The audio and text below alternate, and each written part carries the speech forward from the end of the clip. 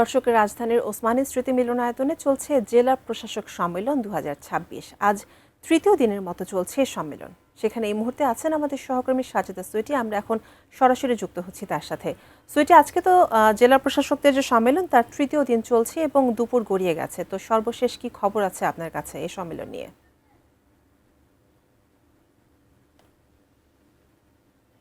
জেলা প্রশাসক সম্মেলনের আজ তৃতীয় দিন। আমাদের দর্শকরা নিশ্চয়ই জানেন যে প্রথম দিন থেকেই প্রশাসকদের বিভিন্ন সেশন বা বিভিন্ন আলোচনায় একটা কথায় বারবার গুরুত্ব দেওয়া হচ্ছে, সেটি হচ্ছে যে কি সরকারিভাবে যেসব কার্যক্রম নেওয়া হয়, যেসব উদ্যোগ নেওয়া হয়, যেই নীতিগুলো আছে সেগুলো বাস্তবায়নে মাঠ পর্যায়ে জেলা প্রশাসকরা যদি তৎপর হন তাহলেই একমাত্র সাধারণ মানুষ, সাধারণ জনগণ সেই সেবাগুলো সঠিকভাবে স্বচ্ছভাবে পেতে পারেন।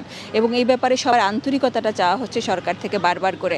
আমরা সকাল থেকে যে সেশনগুলো দেখছি, তারপরে তারা বের হয়ে যারা ব্রিফ করছেন সবাই একই কথা বলছে যে জেলা প্রশাসকদেরকে তারা সাধুবাদ জানাচ্ছেন, ধন্যবাদ জানাচ্ছেন যে মাঠ পর্যায়ে তারা আন্তরিকতার সাথে কাজ করছেন। বিশেষ করে যে গত নির্বাচনটি হয়েছে সেটি সুনির্বাচন হয়েছে এমন কথা বলে তাদের প্রতি সাধুবাদ জানানো হয়েছে।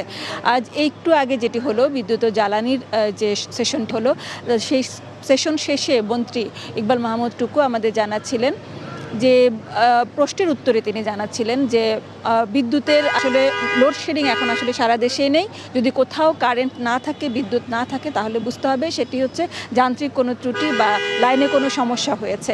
আর তেলের সংকটটি কখনোই ছিল না, এখনও নেই এবং সামনেও হবে না, কারণ পর্যাপ্ত মজুদ রয়েছে।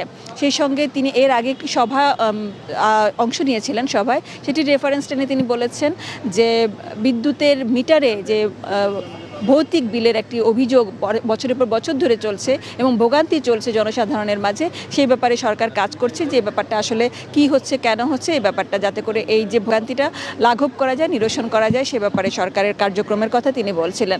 এছাড়া ডিসিদের উদ্দেশ্যে মন্ত্রণালয় থেকে বলা হয়েছে যে তেলের যে সংকট দেখানো হচ্ছে বা বিদ্যুতের যে সমস্যাগুলো রয়েছে সেগুলো যেন সাধারণ মানুষের যে জনভোগান্তির পর্যায়ে না পৌঁছায়, যাতে করে কৃত্রিম যে সংকট তৈরির প্রচেষ্টা কোনো মহল যদি করে থাকে সেগুলো যেন না করতে পারে, সে ব্যাপারে ডিসিদের যে তৎপরতা রয়েছে তার প্রশংসা করা হয়েছে। গত কয়েক সপ্তাহ ধরে তারা যে কাজগুলো করছেন সে কারণেই সংকটগুলো সেই প্রকট পর্যায়ে যেতে পারে নাই এবং কৃত্রিম সংকটগুলো যেন আর না হয়, সেগুলো যেন কেউ তৈরি করতে না পারে। যেসব বিশেষ মহল এসব ব্যাপারে কাজ করছে, কৃত্রিম সংকট তৈরিতে বা কাজ করার চেষ্টা করছে, তাদেরকে যেন তারা নিরস্ত্র করতে পারেন, এই ব্যাপারে তাদেরকে সহযোগিতা চাওয়া হয়েছে। এবং এই পর্যন্ত যে ভূমিকা রাখা হয়েছে, ডিসিরা যে ভূমিকা রেখেছেন তার প্রশংসা করা হয়েছে। আরও কয়েকটি সেশন আছে, এখন পররাষ্ট্র মন্ত্রণালয়ের সাথে তাদের সভাটি হবে, তারপরে স্থানীয় সরকারের সঙ্গে সভাটি হবে। প্রথম এই যে 6টি সেশন নিয়ে প্রথম পর্ব শেষে তারপরে বিরতি দেওয়া হবে, তারপরেই যাওয়া হবে সুপ্রিম কোর্ট, ভূমি মন্ত্রণালয় এবং নির্বাচন কমিশন সচিবালয়ের সাথে তাদের সভা রয়েছে। সব পর্যায়ে মোট কথা জেলা প্রশাসক যারা সরকারের যে কোনো নীতি বাস্তবায়নের জন্য মাঠ পর্যায়ে জেলা প্রশাসকরা কাজ করেন, তাদের ভূমিকা খুবই গুরুত্বপূর্ণ।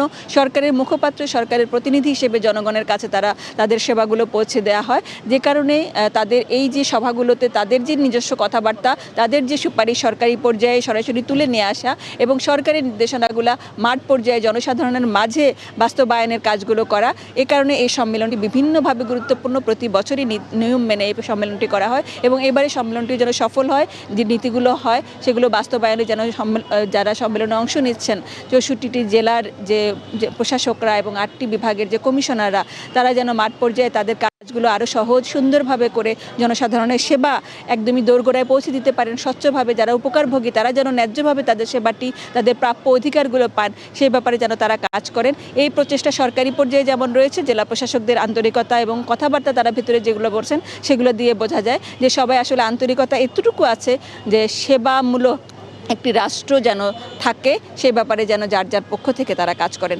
রুমিতা, এই হলো এই পর্যায়ের পর্যন্ত এবং এর পরে যে সেশনগুলো হবে অবশ্যই তারা ব্রিফ করবেন এবং আমরা আমাদের দর্শকদের জন্য সেগুলো তুলে ধরবো পরবর্তী বুলেটিনগুলো যদি আমরা সুযোগ পাই।